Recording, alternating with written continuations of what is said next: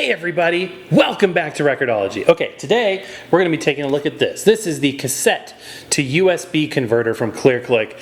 What does it do, what's it for, and why in the world are we talking about cassettes in 2019? You're not going to want to miss this. This is Record-ology.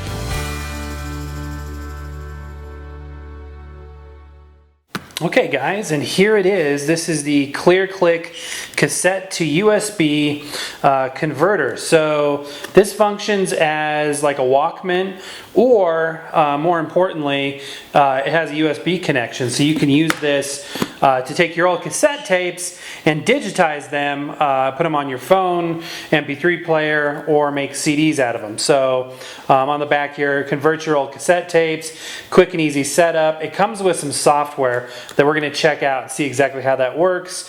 No batteries required. You can power it off of the USB cable, which is cool. And like I said, it doubles as a personal tape player. So let's go ahead and unbox it. ClearClick makes some really cool stuff.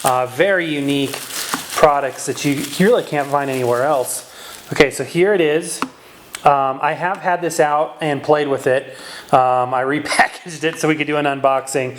But this is the device. We'll look at that in a second. In here you also get the software, so there's that, as well as a USB cable. Oh, looks like there's another software in here. So yeah, we got the USB, so that's a cassette to USB converter disc. So it looks like that is the manual and recording software, and this is the cassette to CD wizard, which I believe has some capabilities for noise canceling and some restoration work. We'll take a look at that stuff. So, and then here is the manual as well. 1-year warranty, and that's really cool. But let's take a look at the actual device here for a second. You know, it feels solid, and there's no battery compartment that you can see here, as you can tell. It's got the controls right here, volume control, USB, headphone jack, and then up here, this kind of unique and hefty play button, which is kind of cool. It is forward and reverse, so it's got a two-way motor, I believe, and which is cool. You can change directions, and that's pretty unique. Now check out how this thing opens. This is really neat. So you pull back and it hinges out from the side like that. Isn't that interesting? That's pretty unique. There's the top of the motor, which is cool. And if you look at the head right down there, let's get a closer shot. You can tell by looking at the head there that that is stereo, and that it will read tape going both ways. So when you flip the tape over or you reverse it, it'll read all 4 tracks that are encoded on a cassette tape. Now, like I said, it says no batteries required, but I noticed this little compartment here and this little battery indicator, and sure enough, there is literally a hidden battery compartment. So you can choose to use it battery operated, or you can power it off of the USB. So that's it. It's a simple device. I'm going to put the battery in there in a second. You know, it's got a good form factor. It's smooth. It feels hefty enough to be a quality piece of equipment. It doesn't feel cheap and flimsy. The buttons have, you know, a good throw on them, a good click. And yeah, it seems to be a very good quality product. It's got great reviews. But let's go ahead and do a couple of things here. Let's start by doing a sound test. So I happen to have a cassette with me, and on this cassette I've got some YouTube friendly music. Before we do that, let's put the batteries in. So I've got my batteries. I am putting them in. Rayovac, nothing but the best. I don't know how I ended up with Rayovac batteries, but they'll do the trick. And we're going to go ahead and put this clip back on, and now it is ready to go. We insert our tape like this. Make sure you get it down over the cap stands, pinch rollers, and all that good stuff. And you're ready to go. With the tape in it and the batteries in it, you know, it's a good hefty feeling, you know, device, reminiscent of my old 80s and 90s era Walkman. So what we're going to do is we're going to do a couple of sound tests. I noticed if I use my headphones from my iPhone with the left and right channel and the microphone ring, that there is a little bit of hiss, there is a little bit of buzz. But if you use a regular mini size 1/8 inch TRS connector, a tip ring sleeve connector, which is a typical mini jack like this, without the 3 connections, with only the 2, that you actually get a much better connection. You get a much better solid audio quality out of the device at that point. So we'll be using this connector, which is a typical cable, to listen to it. We're going to listen to the audio right out of the machine, direct feed, and we're going to compare that to the MP3 directly on the computer. So you can hear what the audio sounds like from the direct MP3 file versus the playback on the tape. Keep in mind that Dolby Laboratories no longer licenses their technology.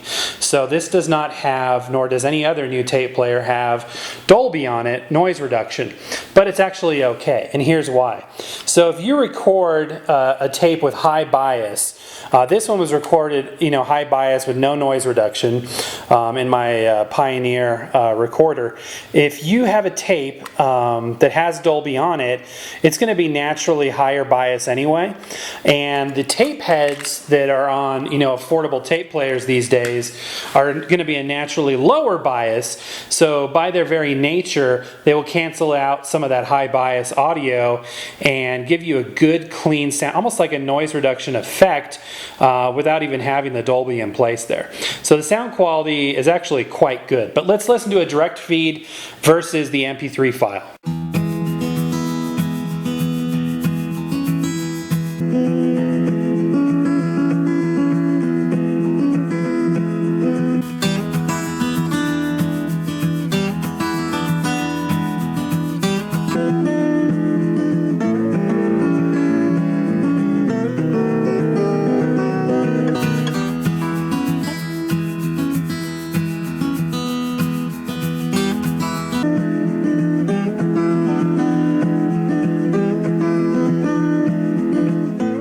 Okay, so let's get started here. Now the white CD has a copy of Audacity, which we've covered at length in the past, and we're going to do some more on that as well. That basically allows you to connect a record player or any USB source and make modifications and edits.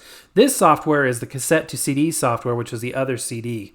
So basically, once you connect your tape player, you can then press the next button, and it's going to allow us to walk through setting up the recording as well as doing some effects if we want to, making some edits, and then finally saving our recording as a digital file. So the first thing is to hit record audio, and you're going to want to make sure that the right input is selected, and you can hit play at this point on the tape player, and you can really get an idea for how loud it's playing, what the volume level is set at, and the audio recording level, and you can make adjustments down here, which is very cool to make sure that it's peaking below the top there. You don't want it too low, you don't want it too high. Once you believe it's set properly, hit next, and now from here you can do a couple of other things, including allowing it to stop automatically after a certain amount of time, or just do a manual recording, which is what we're going to do. So without further ado, let's go ahead and click on the record button, and that is going to start recording onto the computer, and hit play on the device, and now we'll be able to hear the audio.